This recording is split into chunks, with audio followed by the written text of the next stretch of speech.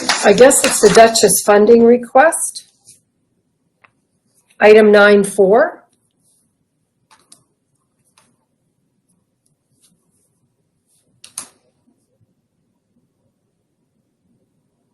And who is leading this discussion? Brian or Anne-Marie or? Brian. Brian. Good one. Thanks, Anne-Marie. Thanks for throwing me under the bus there that quick. But yes, I will lead this. So this is, many of you recall when last, I think it was either September or October, we had a delegation come in asking for support for this hall expansion and renovation. They had they had one grant that they had received for doors that are wheelchair accessible, and they were looking for some more money in order to expand that project. Well, it's gone back and forth, and they submitted an application with support from the Ag Society to the Rec Board that both Anne-Marie, myself, two village representatives, two village councillors sit on that, plus the Ag Society's chairman. And we reviewed that in, I'm going to say, I think it was in November, December, Anne-Marie. And we had some questions about it. And I guess our main question was not that we didn't support their application. And the application was an ask for $50,000, and that meant $25,000 from each, the village and the county of Newell. And while we supported the application in principle, we had some questions about whether the Ag Society, whether this was their priority as far as capital project funding for 2021. And when it went back to the Ag Society, they had the group had more questions as far as the relevancy of the quote. They felt it was old. It was over a year old since they'd received that quote for the materials and the work. So they were asked to resubmit a new quote, an up-to-date quote. That came back, and it was substantially more. It was I don't remember the exact number, but it was over $200,000. So more than $40,000 above their original estimate. And because of that, there was some reluctance for the Ag Society to put in their support. They were willing to do the grant funding application and to provide some support, but they were looking to both the village and the county to provide the balance, which would have been $75,000 each. And anyways, in respect to Village of Duchess Council's decision-making and not knowing what their capital funding allotments would be for 2021, I indicated to Council at our last meeting that I would be bringing something forward, but I was waiting for the Village of Duchess to have their chance to look at this and decide what would be best for them. And so they've done that, and I've included that in the minutes, their minutes of the meeting, where they decided that they would respect the Rec Board's decision, and that Rec Board being the one I indicated with Anne-Marie and myself and the five that sit on there, and that they would respectfully support that initial request of $25,000 each, and also a letter that supports the application from the Ag Society for that small funding. So I'll leave it at that, and then if there's any questions that I can answer, hopefully answer from Council, I'll wait for a response.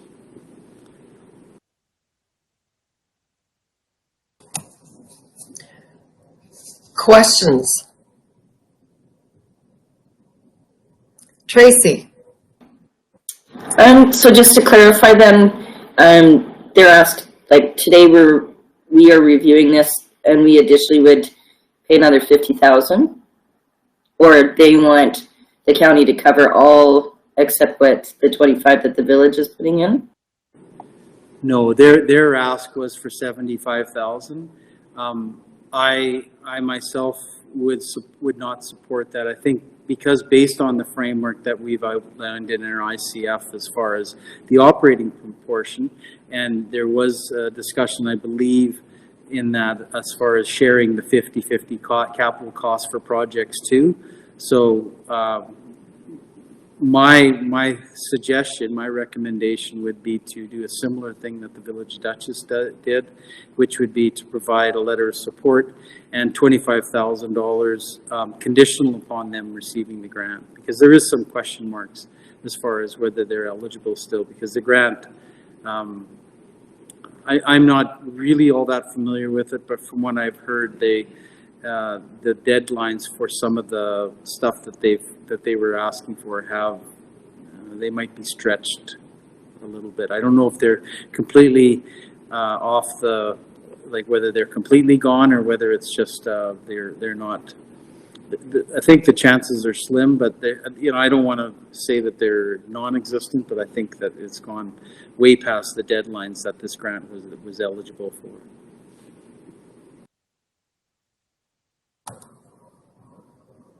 Other questions? Kelly?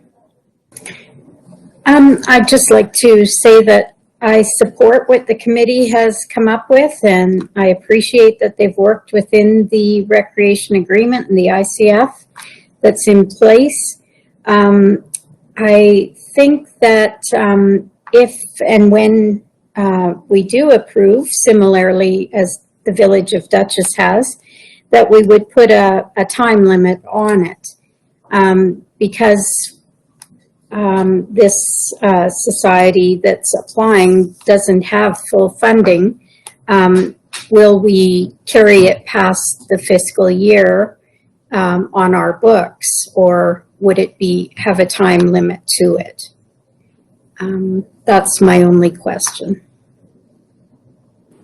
Yeah, great question, Kelly. I think in my mind that the $25,000 is contingent upon them getting the grant. So once the grant's expired, unless it carries on and on, I'm not sure. But I guess that's my only suggestion is that the $25,000 would be that on them conditionally on them getting and receiving that grant money. And the grant money was about $55,000, I believe. Yeah, and I agree with that. It's the 25,000 goes with this grant application that's going out in the next few months. It doesn't carry on till 2022. So I might have missed it, but this project is the #1 project that, because wasn't that part of the discussion quite some time ago when this came to us? Well, it was the #1 project for certain individuals within the Ag Society.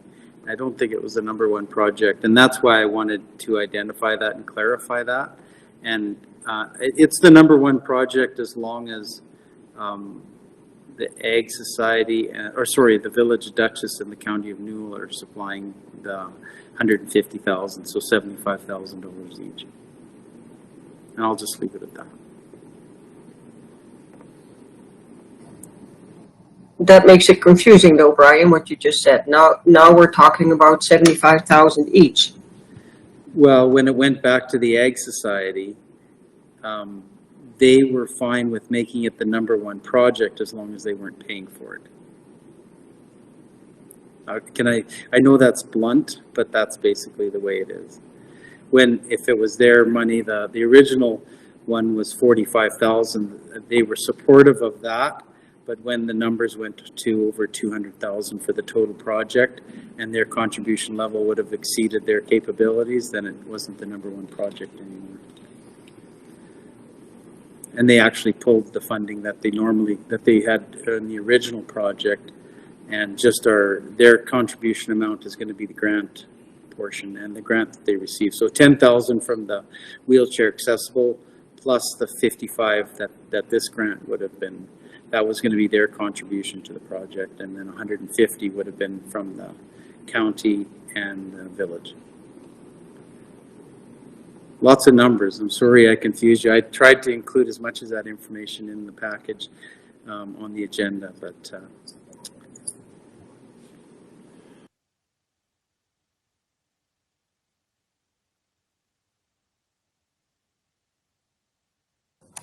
Ellen and Kelly? Yeah, just to be clear, so the original project was $160,000 originally, and then it changed to $228,000, correct? So that's an increase of $68,000. Now, I look at the minutes of the Duchess Village, and they have proposed to stay with the original $25,000, correct? Okay.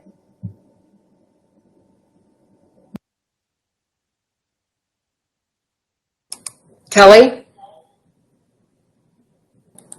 So based on the recommendation from the Village of Duchess and our ICF committee, I would like to make a motion that we as well support this project in the amount of $25,000 contingent on the grant application.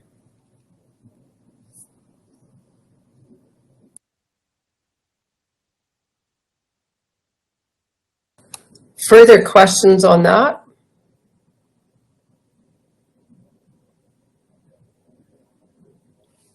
Seeing none? All in favor of the motion? Opposed? Motion is carried.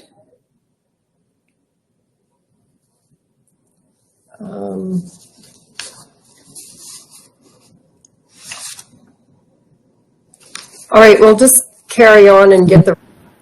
Clarence is waiting. Oh, sorry, Clarence. It's not really on the agenda, but this to me is just pointed out something that I've been scared of from day one since we've put this into a county rec fund. And I think time has come that we should reevaluate whether we want to do that.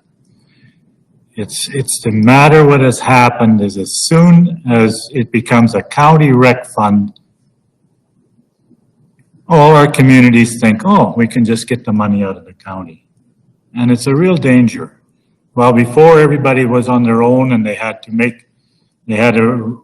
arrange their own budget, and this is how much you had from your area. Those things were done with care and caution and knowing that it was their money that was being spent. And I think this is the second incident already that we've seen that this is happening. And I'm not sure this is the way we should be going on in the future. Just something for all of us to think about.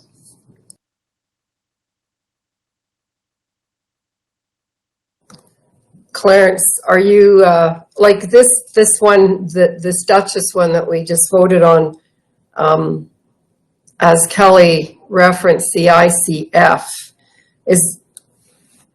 are you thinking that might be different than this county fund that you're referencing?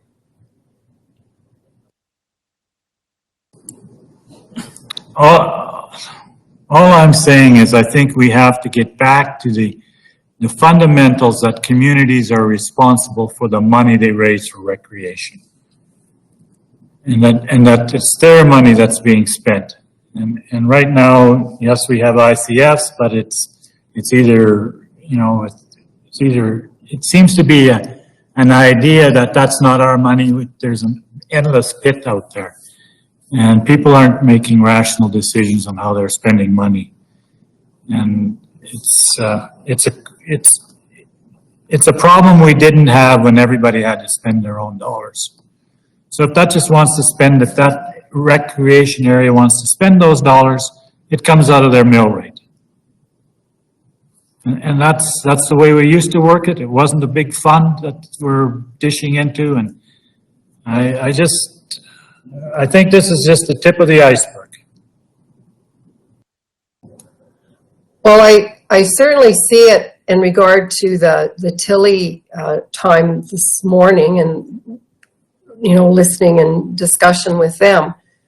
I see a little bit of a difference here, but maybe I'm out to lunch. Kelly. Through the chair, Clarence, did we not always come to the county for capital funding outside of our recreation funding? Because I know Bazzano did back in the pool build. And so I'm just, I mean, this is different than the recreation money. This is capital money, right? Okay. It works for capital and it works for operations. When you're spending your own money, you watch how it's being spent. When you think there's a bottomless pit, it's totally different. For both things. When when Rolling Hills wants to build something, they raise their money. They don't, they'll come for the county. Will the county give us some? Sure. But they raise their own first. This morning we had somebody come in, they have a $700,000 project, they've got 20,000 of their own in it. What does that tell you? That never happened before. That's just my point.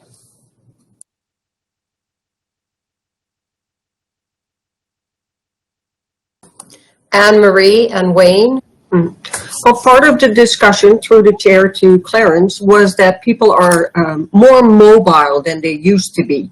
And people use facilities all over the region. And I think that was part of our discussion too.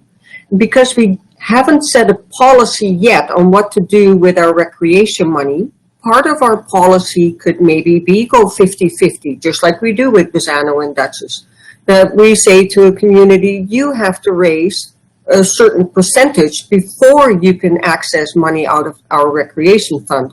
And that's just an example, but I mean, that's what we have to work on with the policy. Because I agree with you, if a community has $20,000 and wants 738 out of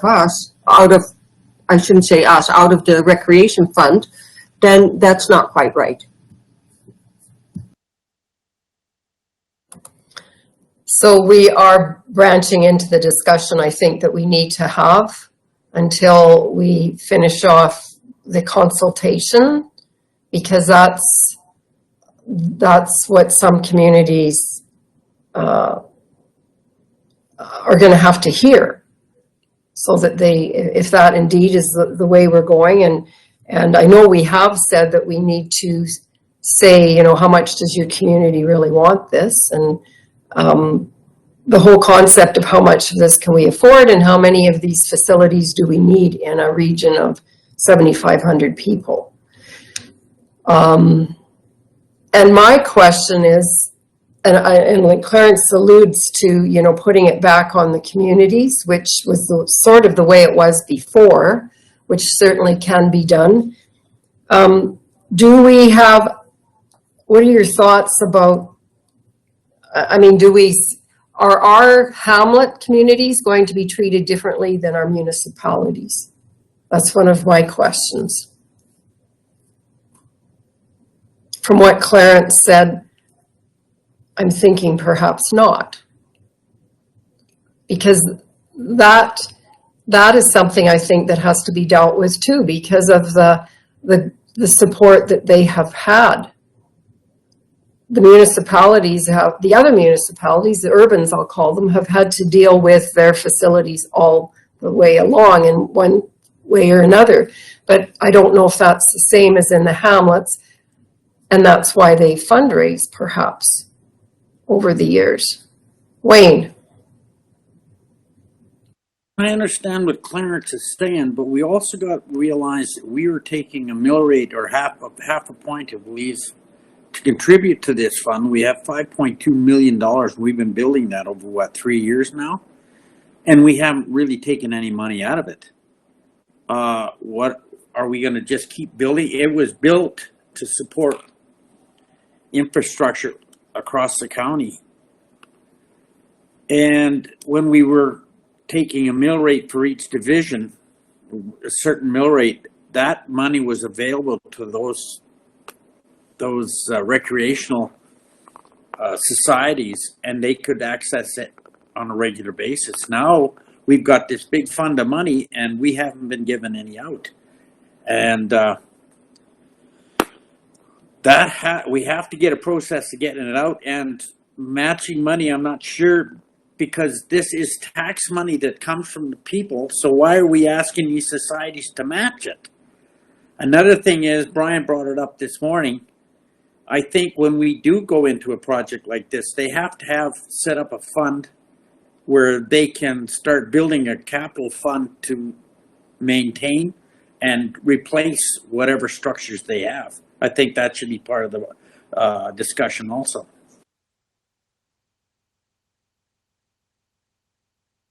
The mill rate was specific to capital, correct? I mean, we still have been supporting our communities with operating funds.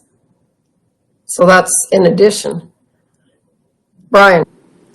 Yes, that's right, Molly. We, our operating never changed for our mill rate for that. It was supported through the general mill rate.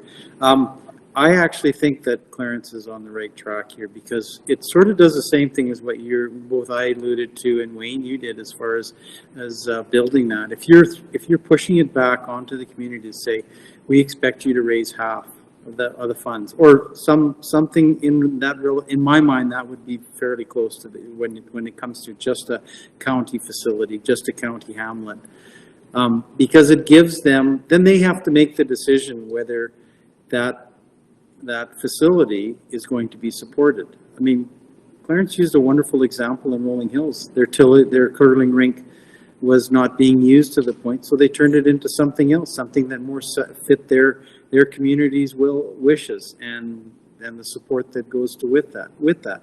If they do deem it that it's going to be something that's supported, well, they'll adjust their fees to get that half.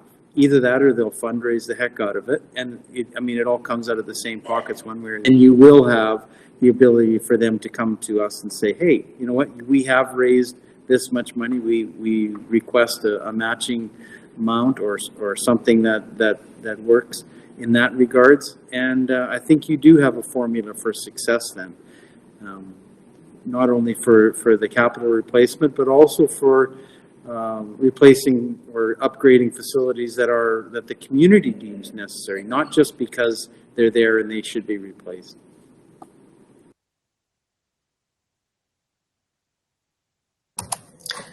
Lane, I'm curious, in the one meeting that you had with the group in regards to this, was there anything talked about that would help in this discussion? One thing right off the bat, the meeting that we had it involved just the rural recreation facilities, and we specifically stated that the arrangement that we have for cost sharing recreation with urban communities was outside the scope of the process that we were going through. And the initial meeting was just to outline what the plan was for the process and to get them thinking about what we needed to do as far as fulfilling the mandate for that group. So no, we don't have anything in the way of guidance that could be provided for council at this time.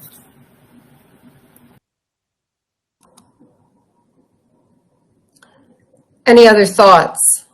I mean, what I'm hearing is that the community support for any project has to be shown through a collection of money before we're going to match anything or give anything.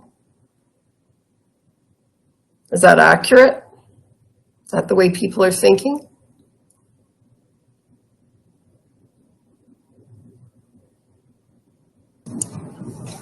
Ellen?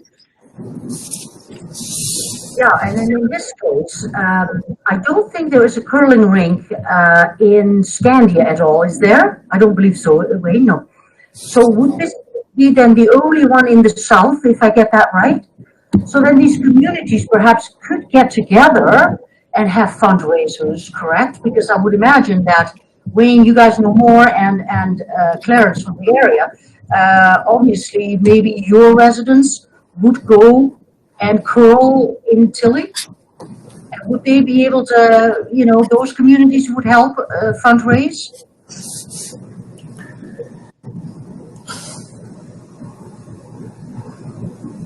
Go ahead, either gentleman.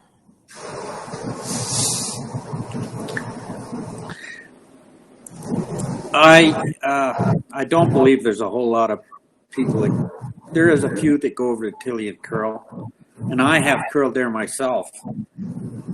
And truthfully, as far as curling, I don't think they really do a whole lot. That might be because the facilities it's like the rink is a little bit old-fashioned. The ice is really warped most of the time. It maybe could be improved, and they might be able to curl pretty well. But I've also talked to guys who are curling in Brooks, and curling is dropping off there too. So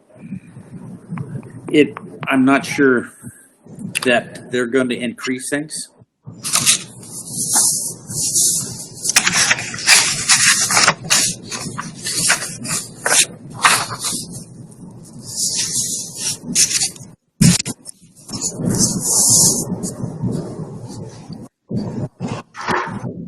Clarence? Well, I kind of went on a rant, but we've got to deal with this particular problem with what we have today. But what I really believe is that, let's put it another way. I just feel uncomfortable making decisions with something like I'd like to see that happen in Tilley, but I want the community to be involved in it. I don't want it to come from council. I want the community to take ownership. That's what makes it successful. You know, and you know, we can draw similarities, and I'm not saying who is right and who is wrong, but it just shows you a little bit of what happens when the community itself has to make the decision. When I ask the question, how many people are curling? Well, we have one Bonspiel with 16 teams, and we have 4 rinks. Well, that's what we had in Rolling Hills. And people just said, it's not worth it. It doesn't make sense to have this facility here. But when we can come to the county and ask for money out of the fund, that ownership is not there anymore.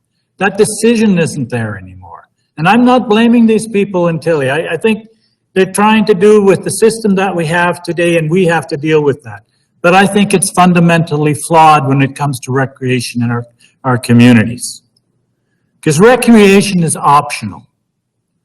And recreation should be paid by the people that are using it. And people have to take ownership. And when we make the decisions, it's easy. And so that's the point I'm making. We have a system today. We have to deal with it. We have to make decisions on this today. But I just think it's fundamentally flawed.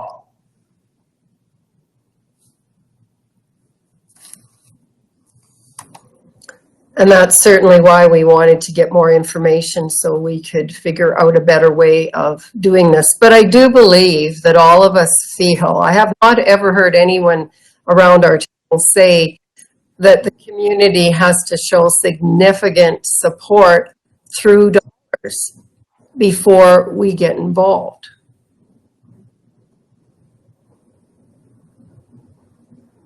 That is, to me, what I've heard all along. Matt.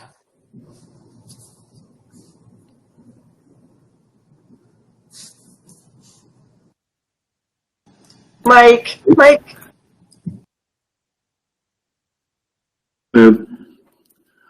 I just wanted to also bring up the idea for getting that community buy-in or community investment.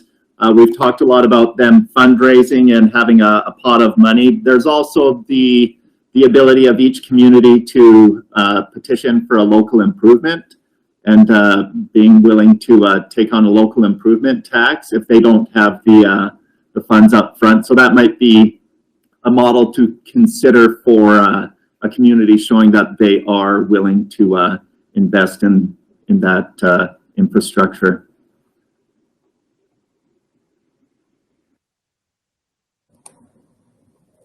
Good comment. Tilley they have a local improvement right now, don't they, on a lot of their infrastructure? Yes. Yeah.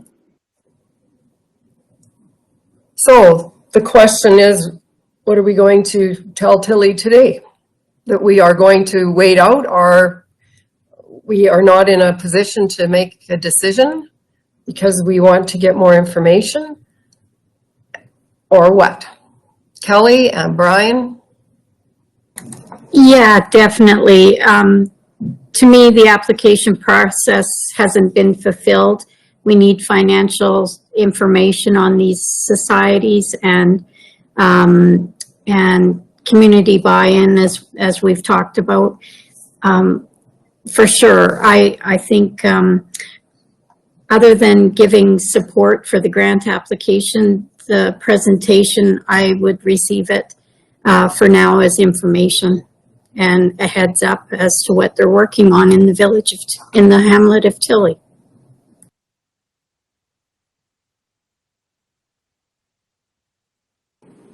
Yeah, I was going to say the same thing that Kelly said.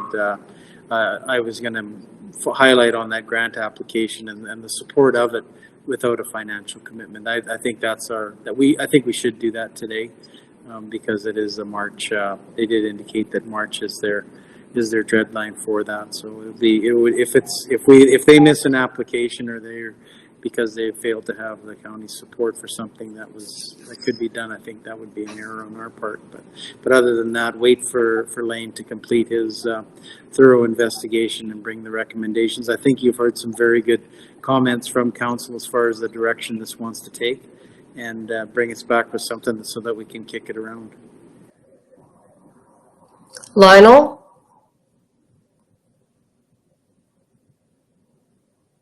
So maybe adding a little bit to what Clarence is saying, these communities are so worried about their autonomy. Well, this is a big part of it. The recreation is a big factor in these smaller communities. And so I couldn't agree more that this whole fund has troubled me ever since we set it up. And I really do believe that the communities need to contribute more to all these projects. If they're worried about their autonomy, this is a good way to build it. Yeah, the user pay theory, I think, going forward, which doesn't mean we want to remove recreation from people who can't afford it, but those that can definitely, I think, need to be paying more. Tracy.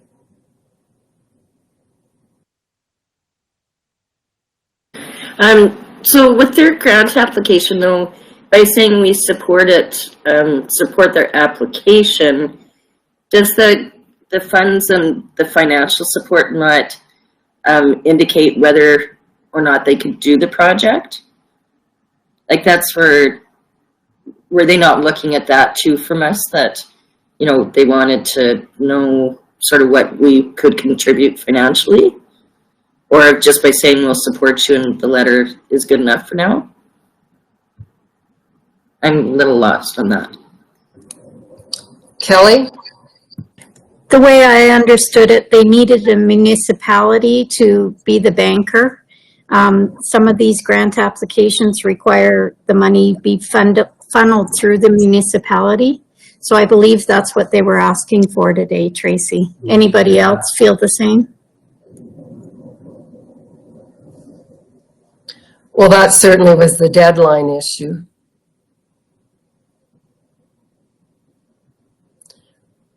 Lane, did you get any information over lunch on that application so we know what it is we're actually doing?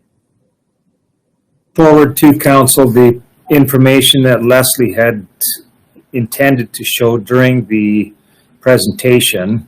I am working with her as well on preparing the letter of support for their application. I don't have the details on that, but have told her that we are going to be providing a letter of support for them. At least that's the plan at this point. Thanks, Lane. So we really don't know what it is, except that we're going to provide a letter of support to the Tilley group regarding a funding application. So is that a good enough way to leave that motion, Lane? I think that's all you can do for now. There was, in my mind, there was two different asks that they had. One was for consideration of the overall project, which is clearly something that you're not prepared to do right now. But the other was for the letter of support, and that's the most critical one right now. Okay. I just don't recall. Was there a vote on Hubie's motion that was made for No. that? No. So that motion, I guess, could still be standing, or? Well, if there wasn't a vote made yet, it should take place so that the direction is set. Okay, and that was about the application, correct, Hubie?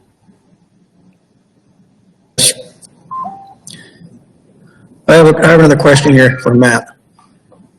So Matt, what would the mill rate rise to in Tilley if we went through with this? I could do the math on that and get back to you, but I could do that pretty quick. Okay, thanks. What part of it would depend on how many years they'd want to take it over, and I'd recommend that you don't take it much longer than the useful life of the project. There's some key pieces of information that I'd like to see coming back from the Curling Club and the Ag Society on this project, so we can kind of do some of those calculations.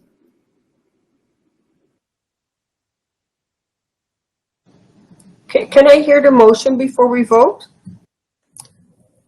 Yeah, I was actually going to get to that. Hubie, did you still want to make that motion as we started it this morning? Yes. And that was about the support for a letter. For this that first, Go ahead, Hubie. for the first one on March 1st, for that one, yeah. Because the timeline, yeah. And Lane says he's got the information and he can work on the letter. He's let Leslie know that he can do that. Okay, Email something if we have a motion on it, which is sort of separate from the financial support. This is a motion to write a letter for them to apply for yeah. however the grant is worded. Is that good enough, folks? Trusting Lane to finish it off. Brian? I just prefer if you would read the motion back to me, please. Ariana? I got it. That was moved by Councillor Callan that the County of Newell provide a letter in support of the Tilley Curling Club's application to, I believe it was the Co-op Community Spaces Program. Is that it? I think that sounds right. Lane can polish it off.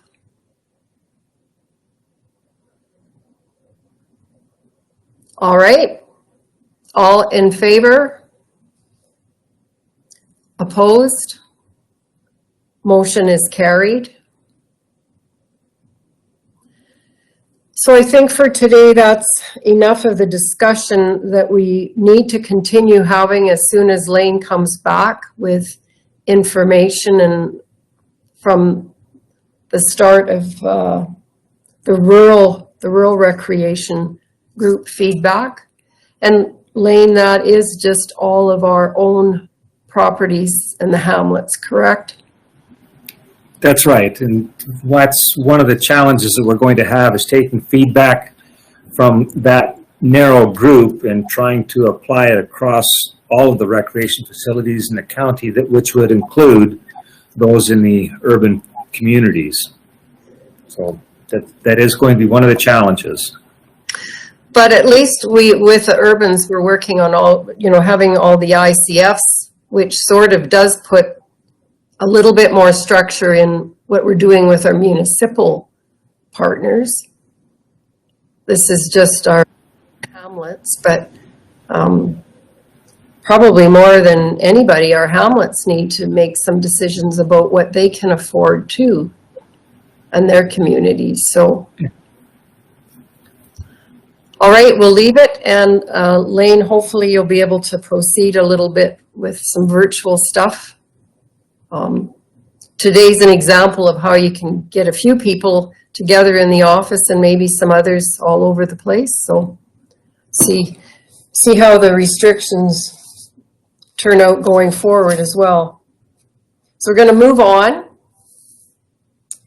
And that takes us to the Councillor assessment model changes is on the agenda always, and a letter was sent to Rick McIver in regards to our ongoing concerns about the assessment model and the changes and reviews and the money. And it was very interesting this past week to hear that over almost $250 million is owed to municipalities by oil and gas companies, and over 140 million of that, which is over half again, is from companies still in business, which is really quite awful, I think, and quite a concern for all of us. So hopefully the province, and I believe that the Ministry of the Energy Minister's been becoming involved. The government is perhaps starting to wake up to the fact that this is a pretty critical issue, not just for counties, but for the province as well. Councillor payment sheets. Molly, can we go to 9.6, or did you feel that was enough? Oh no, sorry. I put a big X through it. Sorry, we did not finish that. We should. Let's go back to the committees. Sorry, thanks, Emery.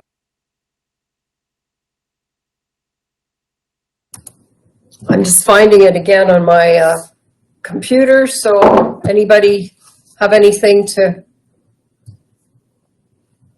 comment?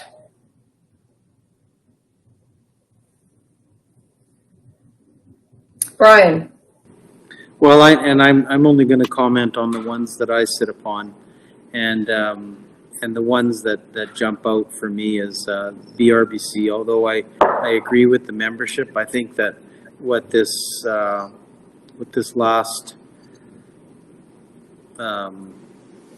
year has taught me, or 11 months, is that committee functions just fine in a virtual nature. Now, I sit as it's a little bit unique for myself because I sit on the executive right now, and that does deserve a perhaps not the virtual method, but if the way the committee is on this, our committees and boards, it's just a representative for that committee that attends the quarterly forums, and quite honestly, that should be done virtually. There's no advantage to me driving 2 hours, or somebody else that sits in my chair beyond this, to driving 4 hours 4 times a year to go to a meeting that really is not necessary. So I would suggest that comes into play, because you really are there receiving information. Your input is not. There's very little input that comes from the floor. It's doctors and professionals and people that have a great deal of knowledge that we should be accessing, that are providing that, and doing it in a virtual sense is really fundamental and necessary, but it's not necessary to do it outside of that scope. The other one is Newell 911 that I wanted to talk about.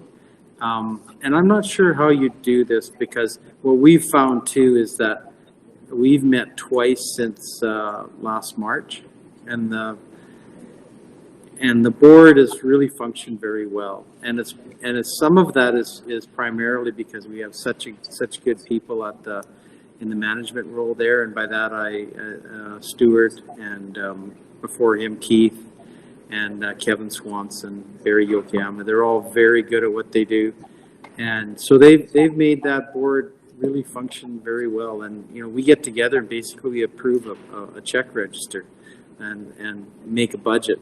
And so beyond that, there's a few issues that come up. We deal with them through the email. So I'm not suggesting it disappears, but I think that there needs to be some parameters put on some of these boards, as I suspect is the case for most of us as far as how they function. So I'm just going to pick on those two right now, and I'm not suggesting an elimination, but I am suggesting a radical change in the way that they're operated.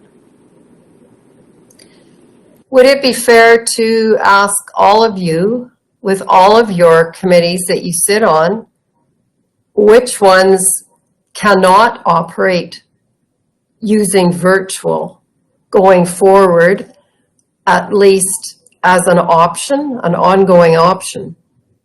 Is there any committee that you are on that cannot be done virtually?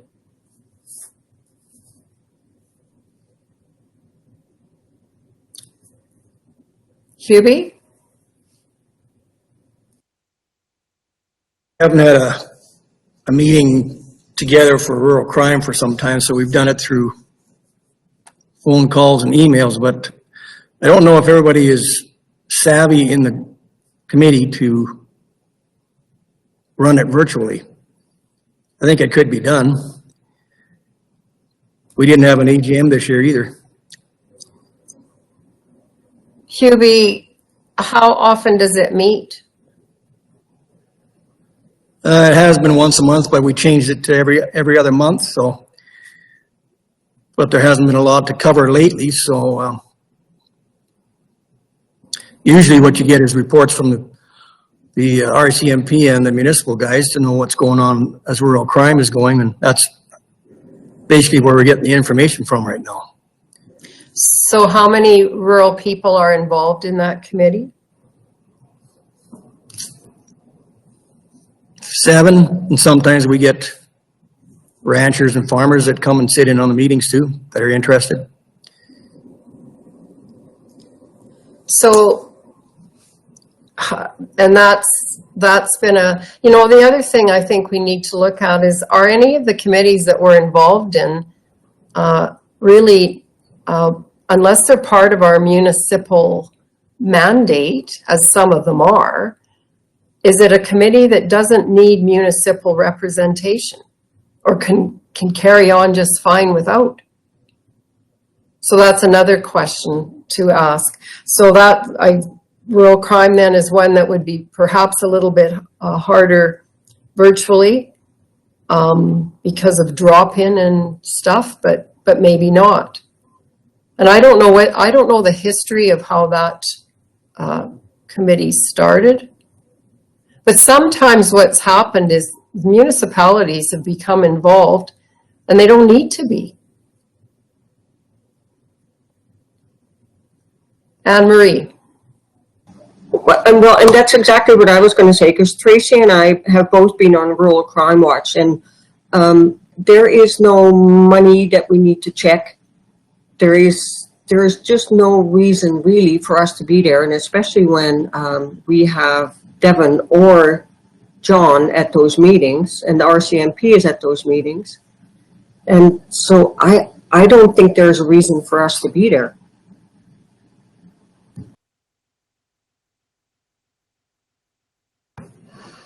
Okay. And I mean, that's not anything about who's at it now or anything. It's just that I know since I started 17 years ago, we have way more committees. And that's why I said I'd really like to sort out the ones that aren't that onerous because they're on demand basically, or on call.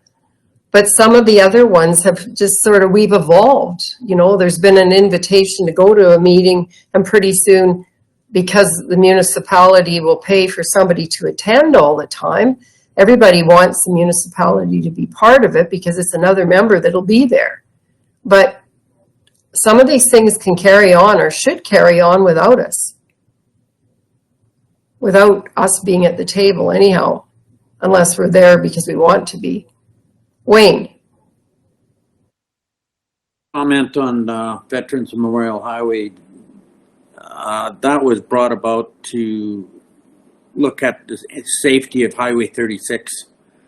And the last meeting I was at, which was a couple of weeks ago, it was no safety was even discussed. There they're all talking about a brochure for tourists up and down. Well, we're not in the, this is not supposed to be a tourist association. We've had one meeting in the last year, and we could do it virtually fine, but nobody is interested really to have a meeting. We contribute funds to this committee. It's not a lot. We don't contribute a whole lot of money. It's very little. But I just, I think time has went by and this committee its mandate is gone. So I'm not sure we should even continue with it. So we might make a separate pile of what is the mandate of this committee before we start sending, continue to be there. So that perhaps needs to be a separation of some of these committees as well. Like, let's check on the mandate. Is it indeed, Highway 36 is a big part of our county. There's no doubt about that. And if we went back to looking at safety, and maybe that's something I'm at fault myself.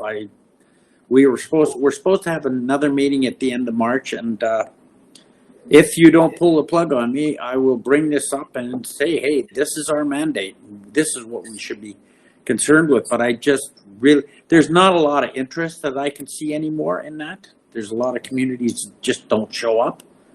So this is where I'm going. This is one I would look at very closely.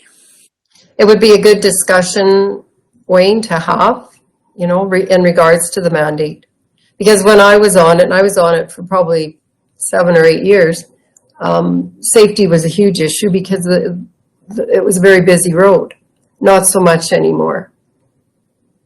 And a lot of the issues that you addressed when you were on there, and myself too, for the first 2 or 3 years, have been addressed. It's got a lot safer. The government has, we did lobby a lot of lobbying, and we got some issues done. But to me, it looks like there's nothing more down the road that those councillors who are on that committee are looking at right now. Okay. Other thoughts? Clarence?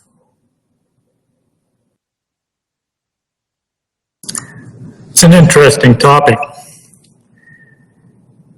I sit on FCSS, sit on New Regional Services Committee, and I'm just trying to think of what else I sit on, but let's take those two. Well, FCSS, we supply money, so probably we should be there.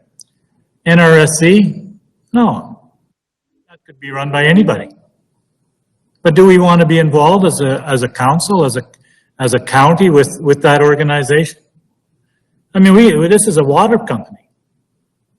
We could have a board of directors from the general public. Could function perfectly well. But is it important for the new regional services is it important for the municipality whose responsibility is potable water to be on that board? Well, yes and no. So, it's an interesting discussion on where we should be involved and where we shouldn't be involved. And I don't sit on not too many others, but every one of those you can talk about it, but is it important to give that particular board, that particular activity, some direction from a community council perspective?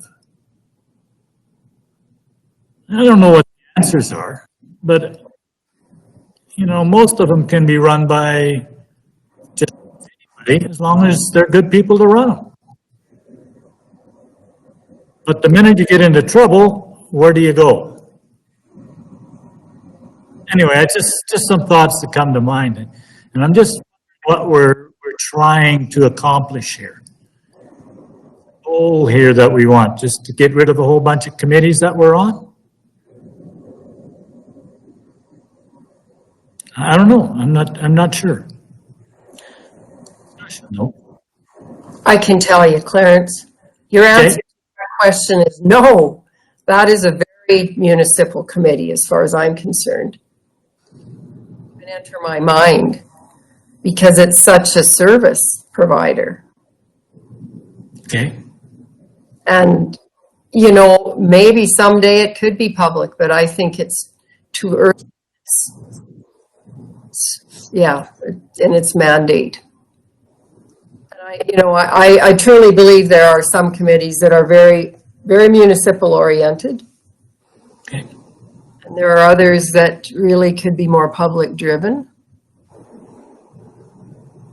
And that's a new committee that didn't exist when I first came on. But it's certainly a municipal service. We're a provider of services, and maybe if we look at that more in this thing that we're looking at, it'll help. But I think this for me is just a bit of a check on how many committees does a municipality really need. Lionel, Brian. I'm thinking a little bit specifically of recycle. And without councillors on there, we would have trouble fielding an executive or a board quorum. Do we really need councillors there? No. Be better if the public did it. There are members at large. The other one is landfill. I do believe you should have councillors there, yes, because the dollars involved. But I guess my point was that there are some boards that couldn't really run without some council on it. And again, I think if we're putting out, it's our money. That's also been a part of the board definition. If it's our money, we should have someone there, especially if it's big money. Kelly, Brian and then Kelly. Well, I'm going to piggyback Clarence's comments, and I guess I look at the makeup of the board, and I sit on that board, the NRSC with. But Clarence is right. Like, as much as you know, we're a major shareholder in that corporation. That's important that we have representation there, but does it have to be a councillor? I look at the depth of our administration and I think, well, I think sometimes Matt Fensky or prior to him, Kevin Stevenson would have been better served sitting at that table as a designate of the county than us. Or me, I shouldn't speak for Clarence. But for myself, I know that's the case because they understand numbers better. They understand budgets and economics better, and that's a lot of what we do. And so, I think we each have to look at it and use first of all, how much is there money being contributed by the county for this? And even if there is there a better way that board or that committee is structured so that it actually is doing a better job? And maybe without that you yourself, and I'm talking about myself as well as the rest of us, as a councillor sitting there, it might actually thrive because there's others that have a different invested interest into it. And and if it's a case of like Wayne said, if you had just the highway or Veterans Memorial Highway, that it wouldn't exist if you didn't have county or municipal representation there. Well, it sort of tells you that maybe it shouldn't exist. There's some that should, but I think that's a case where I think you've pointed out, Wayne, that maybe it's questionable whether it was a great idea at the time, but it's outlived its welcome. So I think we all have to look at that and say, well, look deep into your thing, and again, we're going to come up on an election here, and hopefully we can have some of these structures in place so a new people that sit in these seats can look at this and say, you know what, because if you look at this list, you think, oh my gosh, this is going to be a full-time job, 80 hours a week. If you just look at the list, it would scare you away. I know when we all know the reality is different, but maybe we can make we can slash some of these to make it so that, you know, functioning is a little bit better. And I'm going to go back to Newell 911. The reality is if Stephen, if Stuart or Kevin Swanson came to council quarterly or once in a while and gave an update, we would still do the budget with the city and with the other municipalities. They could formulate the budget, and they do it now, and just advance that, and we okay their budget. That group would function just fine. And it wouldn't need me asking stupid questions about finance stuff when I'd have a Kevin Stevenson or a Matt Fensky beside me that could say, well, that's really the question you should be asking, not the one that you are. So anyways. Kelly and Wayne. So I guess when this came on the agenda, I looked at it. I took the homework a little differently. I went through the list and I highlighted I only have 4 in my mind, and I'm not on any of the boards. So excuse me to the councillors that are on the boards. But I have questions around NRTA, PAP, Red Deer River User Group, and Watershed, as well as Highway 36. So I did my homework a little bit differently. Those are the 5 that I have questions around. Anne Marie, I'll let Anne respond, and then Wayne. Good timing, Kelly, because I also wrote down, Molly mentioned the intermunicipal development plan. Like, that is a big chunk of our list. So if we worry about perception, let's put those in one sentence. As needed, 2 councillors will be made available to go to those IDP meetings, or however you want to word it. The Red Deer Watershed Alliance is one of those committees that just kind of was added, just like, you know, the Highway 36. You have a committee, it works for a while, and then if it's not needed anymore, let's just stop it. And if there's a topic 2, 3, 4 years down the road, they'll start her up again. With the Alliance, it's the same thing. The Alliance, Watershed Alliance, is kind of a standalone group that educates people on the Red Deer watershed. We don't pay into it. I would go to their AGMs to kind of find out what they were doing for the next year, but I don't need to be there.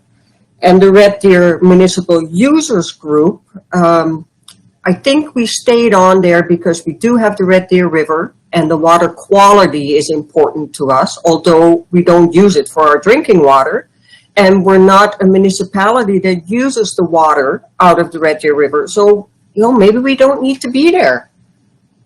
And then as far as the NRTA and Canadian Badlands, both, I have mentioned before that those should be industry driven, especially the NRTA. And the Canadian Badlands has fulfilled their mandate. They are an iconic destination. People recognize the name, and they're kind of blown apart, if that's a term I can use, and it's okay to just stop it. And if they need to start up years from now or never do, it's okay. They'll come to us with a request. Somebody will start them up, but we could pull out of those 2. NRTA also, and especially that one because it's part of economic development, and the city of Brooks is looking after it. They have a staff member, just like with Safe Communities and Rural Crime Watch, you have staff members involved to look after them.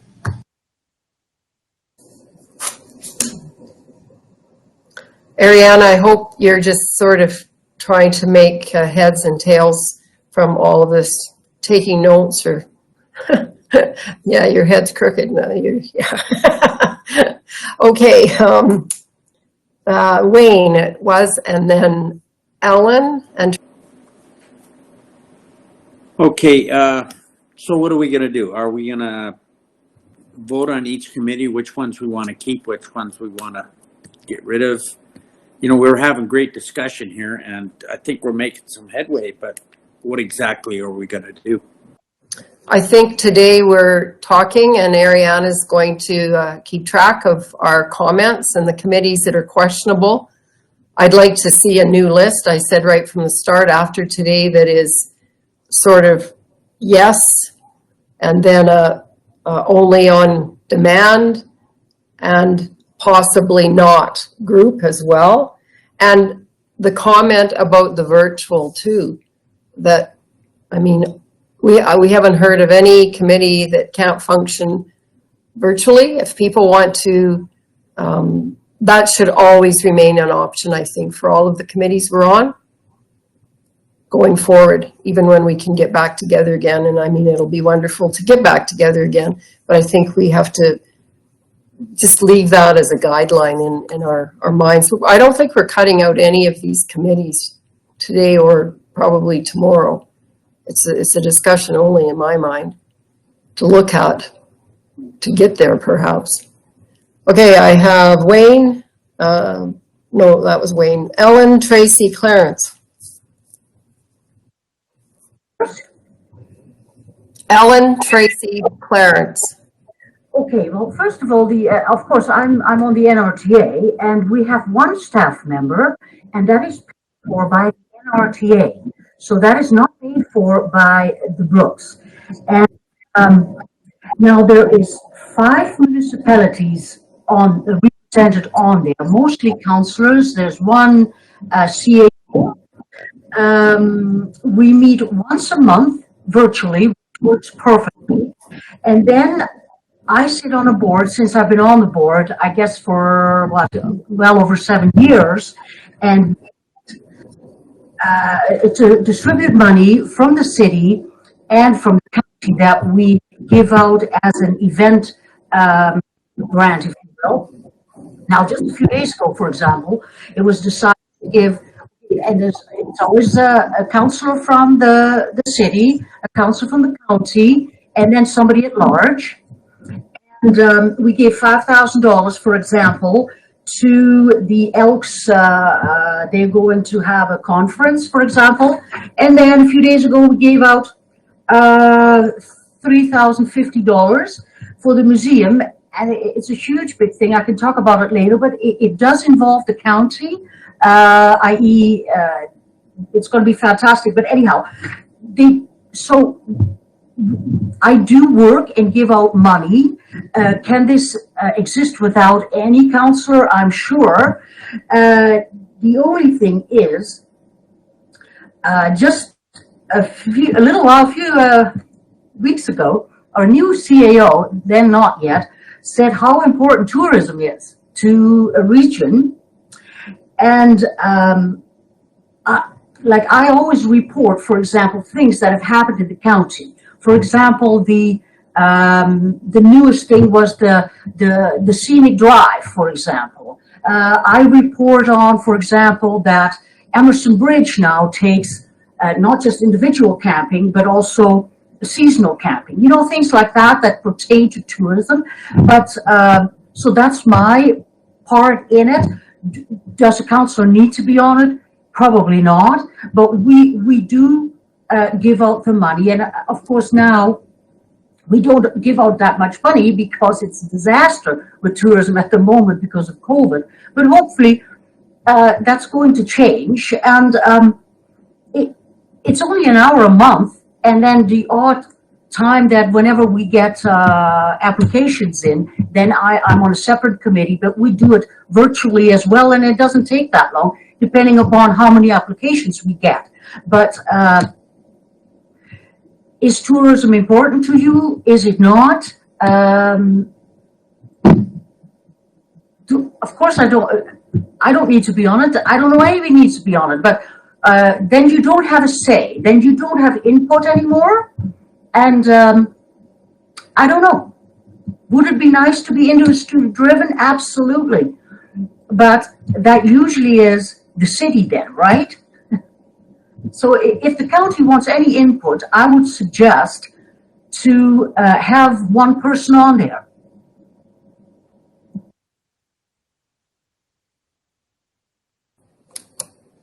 Todd, oh, thank you.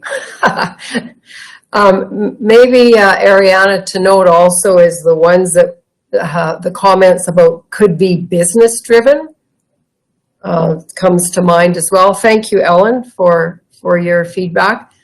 Tracy. I think everyone's pretty much, well, mentioned Kelly Ann Marie. We've talked about safe communities and Rural Crime Watch. Again, I think we get our reports from the RCMP on a quarterly basis anyway. There's staff on those committees. I don't believe they need a council representation for them. Meetings that I think virtually are Parks and Recreation, City Parks and Recreation committee that Lionel and I sit on. That's one that definitely could stay virtual. Joint Services is another one. Joint Services typically is not a long meeting, and sometimes it takes you longer to drive there than it does for the actual meeting. So and they work well virtual. A couple of questions I wondered about, and I've never sat on any of them, like with Newell Foundation, Newell Regional Services. Do we need to have 2 people? Can it be just one representative? Same with Foothills Little Bow, it's all 10 councillors attend, but do we need that? Can 2 or 3 go and come back with reports? So those were kind of a few questions that I had, is on numbers, and just a food for thought. Thanks, Tracy. In response to why we sometimes have 2, I think that's from the past, the way the constitutions were drawn up, and it was often because putting in more money, or in the case of Newell Foundation, I think it was because one of the lodges was, there were 2 lodges, one in Bazzano, one in Brooks, so they ended up having Town of Bazzano plus rural rep. Different things have evolved. Committees do evolve, and I think that's part of this discussion today. Clarence and Brian. Well, I just was going to jump in quick to answer your NRSC about why we have 2 there. And it's exactly like Molly said. There's 2 shares that the county has. There's 2 shares that the city has. And there's 1 share each from the other municipalities. So it's a voting thing. It's a voting structure thing.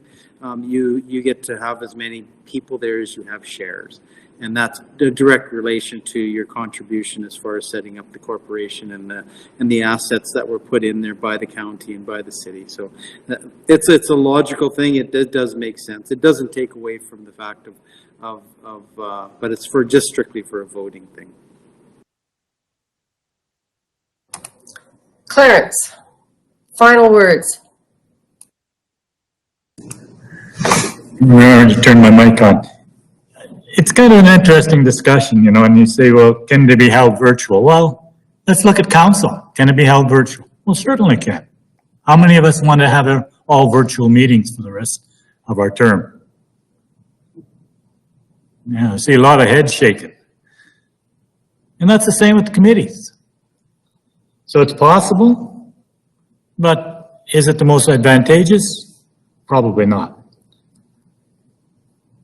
I think before we start making decisions about whether we think we should be on a committee, you should ask your committee, has a county rep brought anything to the committee? So if you're on whatever committees you're on, just ask that question. Do you appreciate having a county rep, a city rep, village rep, whatever they are? Most of us have a reason why we're there. And, so just ask your fellow committee members. And it's not whether Brian is there or whether Clarence is there, but is it a county rep? Is that important? And I think that you might get some interesting answers. And it might change your perspective a little bit. Anyway, just some thought. Just for clarification, I would never suggest all meetings become virtual. I think it needs to be left as an ongoing viable option for anybody who wants to attend a meeting virtually, or for times where it would be easier just to have a virtual meeting for everybody involved on a snowy day versus driving. So that, I don't think anybody wants to see all virtual. We've learned how to do it, but I could forget really quickly if I had to. But I think it's a really good option that people have talked about forever and we've never got into it. Part of it's been laziness, and we've seen it, it does work, it's functional.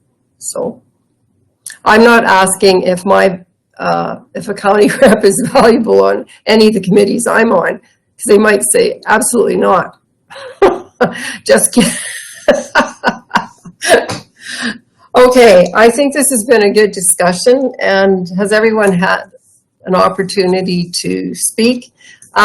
Question for Lane or Matt, I'm not sure, listening to this, I've never thought about the committees that are mandated. Are there committees from a Municipal Government Act perspective that councillors must be on, aside from the council responsibilities and, like, over the years, things like FCSS and Mill Foundation, and some of them, to me, I understand why they're there. There's others that, as I said, the whole tourism business, I think, has needed the support of municipal governments, perhaps. Does it going forward? I hope not. I hope that it can become more business driven. Anyhow, Matt or Lane, comments on the committee stuff? Go ahead, Lane. I know there are a number of committees that the MGA lays out. Also, other acts do specify some committees that council has to sit on. I'm thinking Soil Conservation Act, and I think they're detailed pretty good in that summary package that Ariana has put together. And that would be the case. There are certainly some that are optional. I think you've touched on a number of them, but anytime you've got a formal agreement that has been adopted between the county and other municipalities, of course, there's a structure that is established that sets up those organizations, and in those communities, it is necessary to be directly involved with that until such time as the agreement that established those organizations has been amended that would provide for a different level of participation from the county.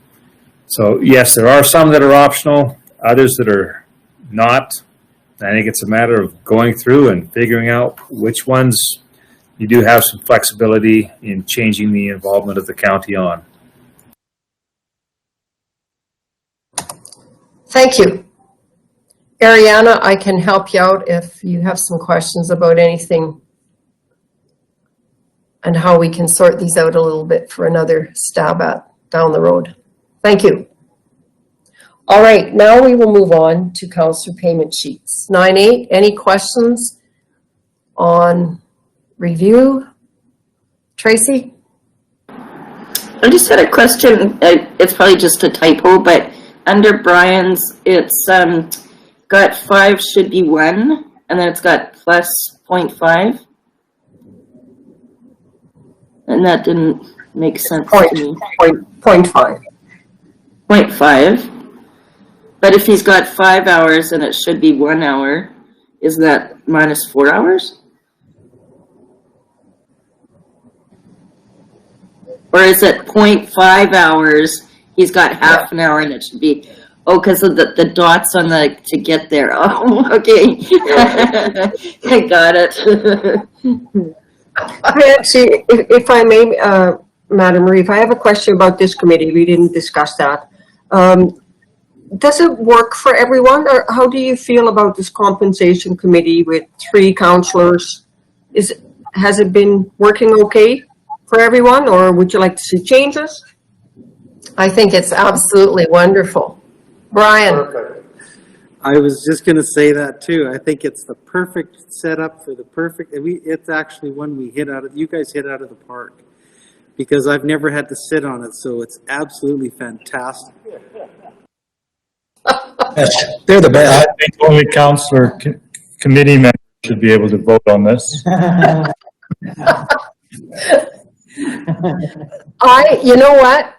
I think that to keep councillors and councils out of the weeds to do with how they get paid, just ask Joe Maglioka or whatever his name is in Calgary.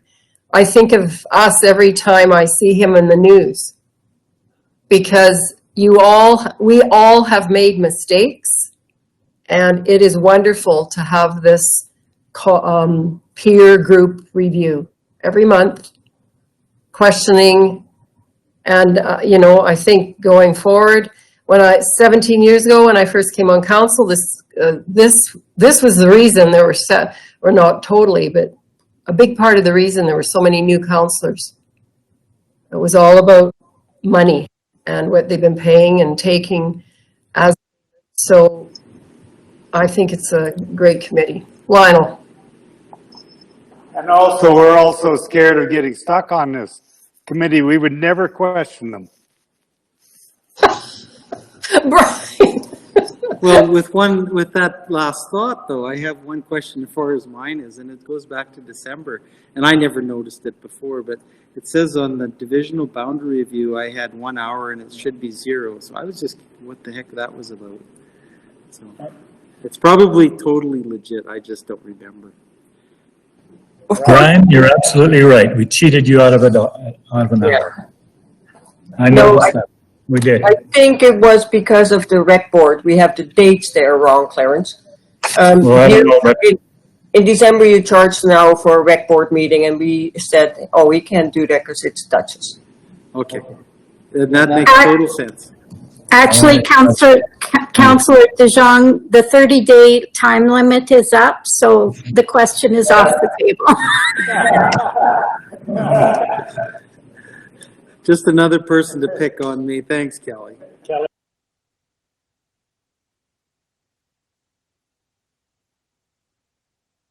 Can we get a motion? Payment. Brian moves. All in favor? Opposed? Motion is carried. There are no checks for payment, so payment register. Any questions from the payment register? If not, does somebody want to move acceptance? Tracy? Tracy moves. All in favor? Opposed? Motion is carried. Moving us on over to requests for function of council, which have strangely enough become nil. Red Deer River Municipal Users Group report. There's a bunch of different reports that are there.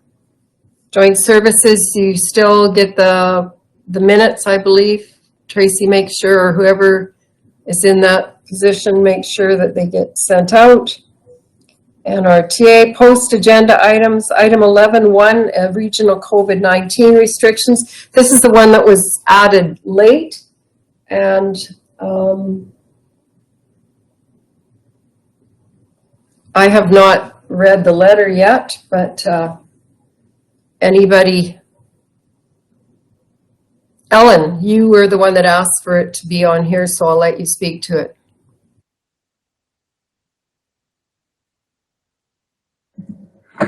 Yes, I had some inquiries about from residents, and they said, is one set of rules the proper way to handle this whole COVID situation? I guess, if it doesn't affect you personally, you don't perhaps realize that that apparently there is a lot of issues out there, i.e. with businesses, they can't operate in their full capacity. Some businesses, I believe, can't open at all. Then I hear from the RCMP that there's such an increase in mental health problems. I'm sure you've all heard them mentioning that several times.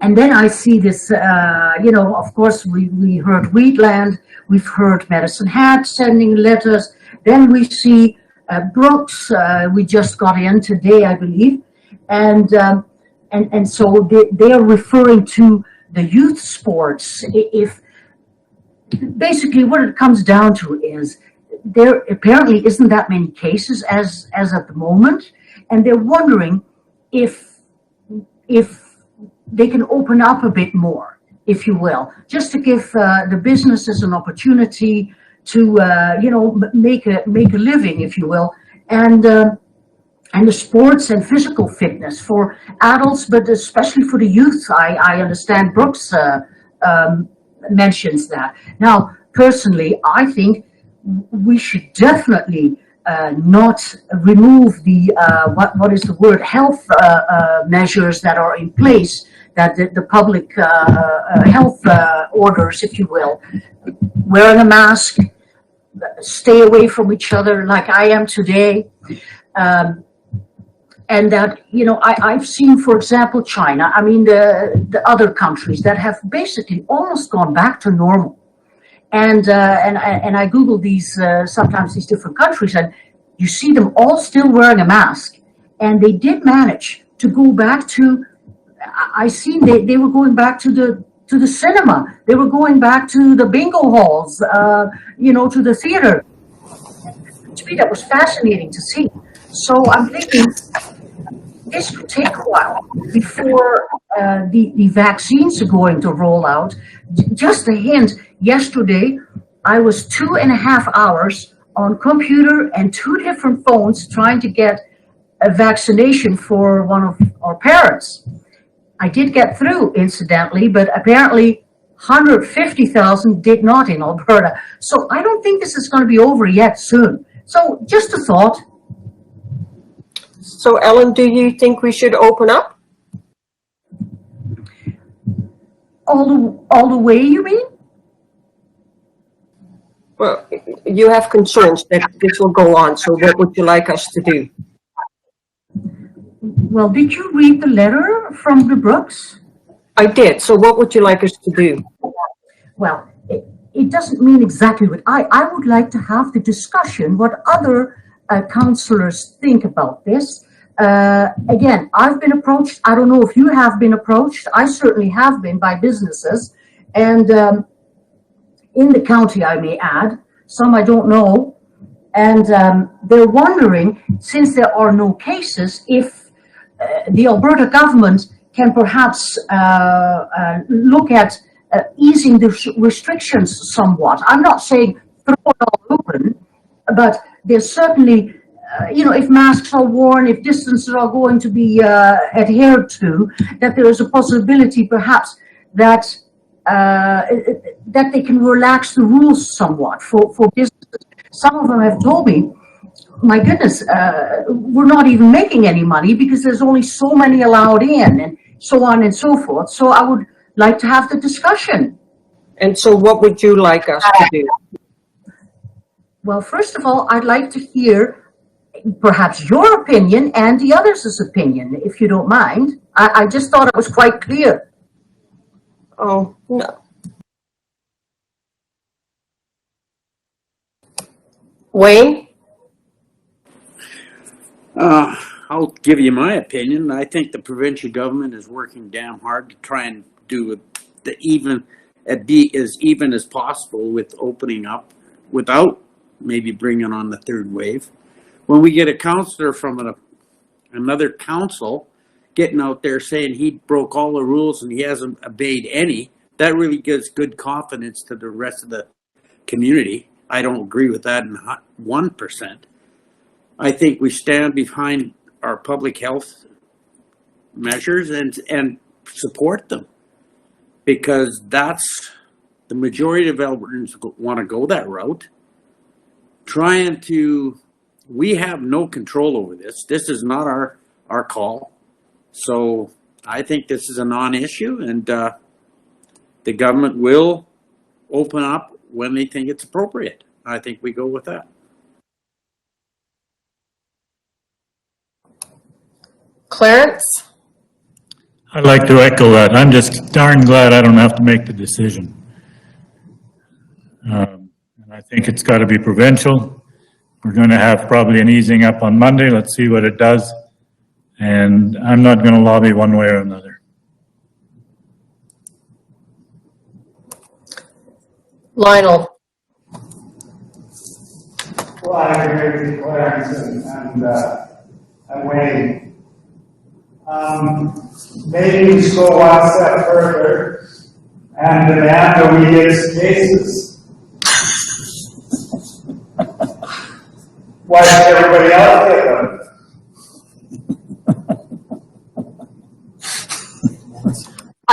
I couldn't hear that exactly. What was so funny? We should wait and what? The point I made was, we're not getting our share. Oh. And we get more cases. Gotcha. Thank you.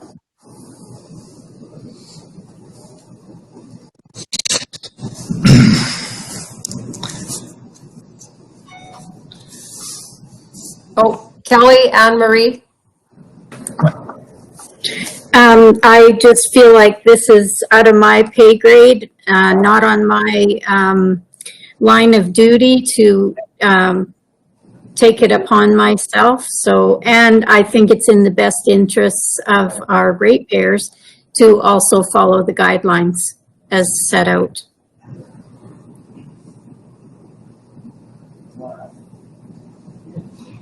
I agree with that too. We have scientists and doctors in place to tell us, and it might not always make sense to us, but let's just listen to them, be kind, be patient.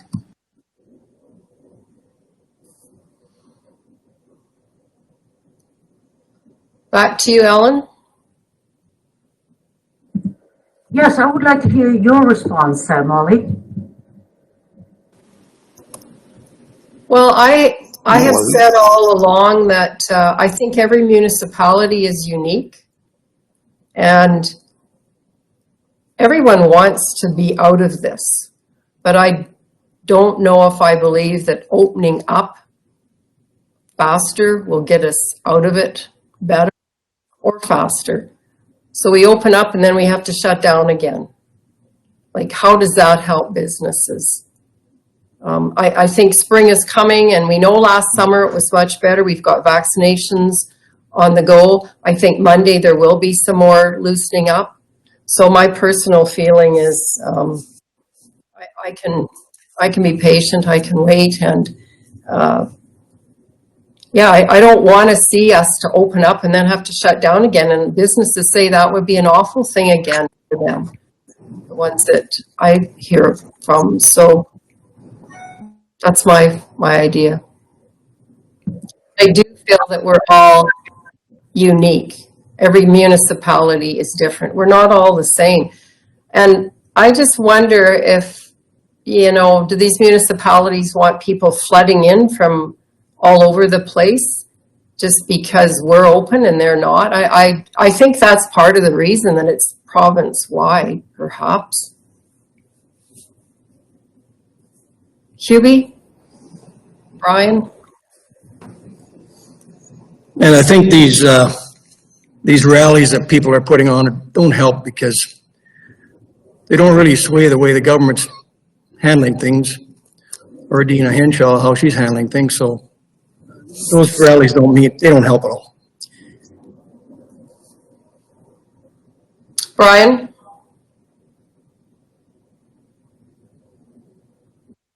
Mention Dr. Henshaw, because I think she's just been a stellar person out there in front of us. I always find it somewhat humorous when we have these comments about demanding openings.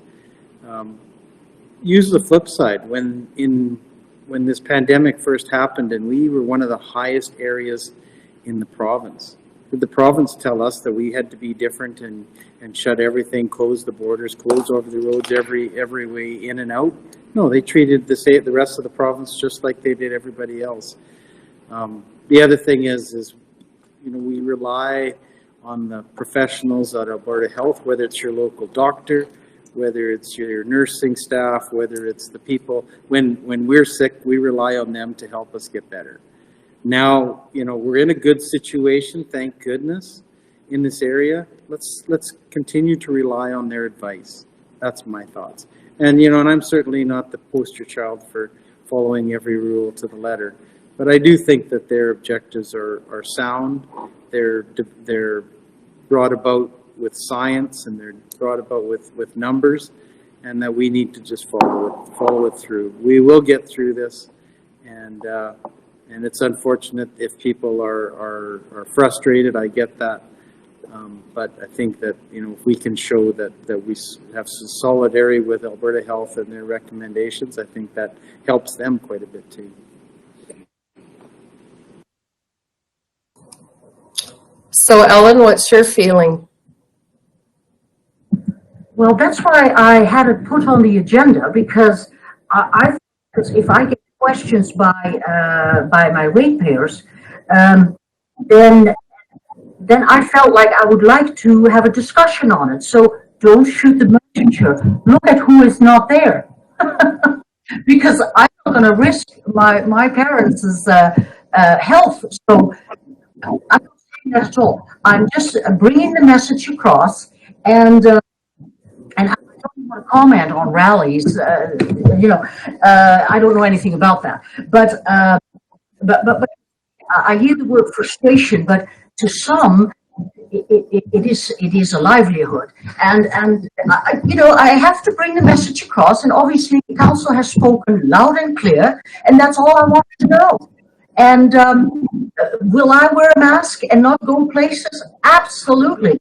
I probably am adhering more than I actually have two masks, and I got N95s and what have you. But anyhow, I think it's extremely important to be careful. And but I thank you for your comments. That's all I wanted to hear. Thank you. So you agree with us?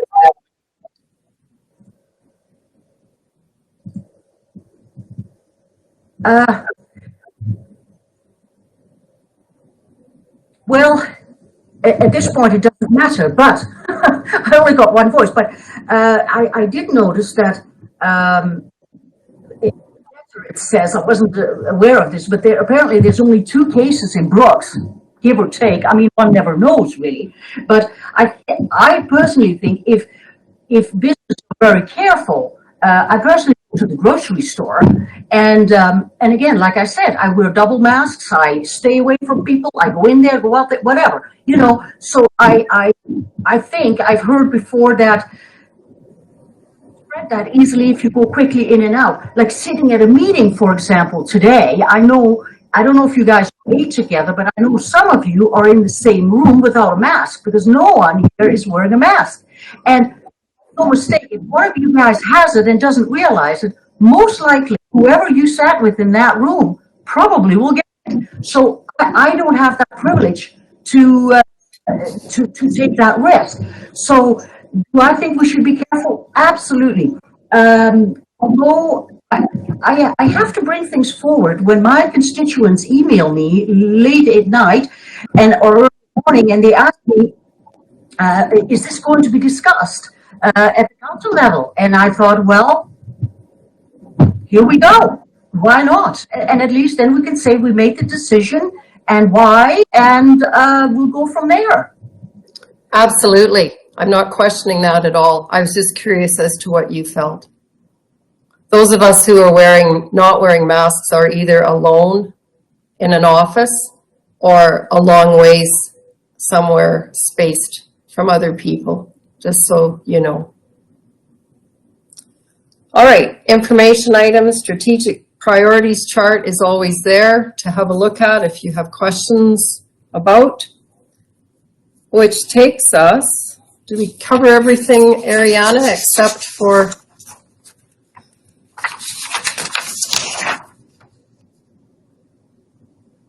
in camera?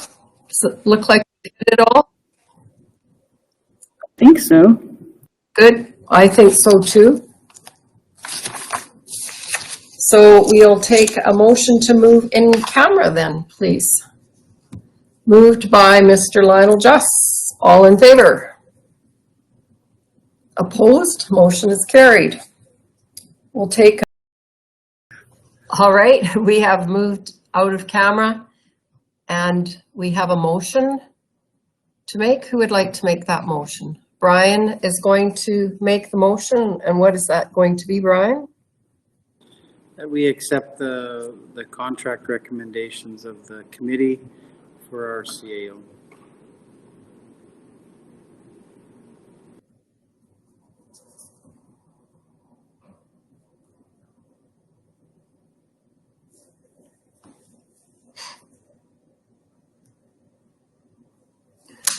All in favor?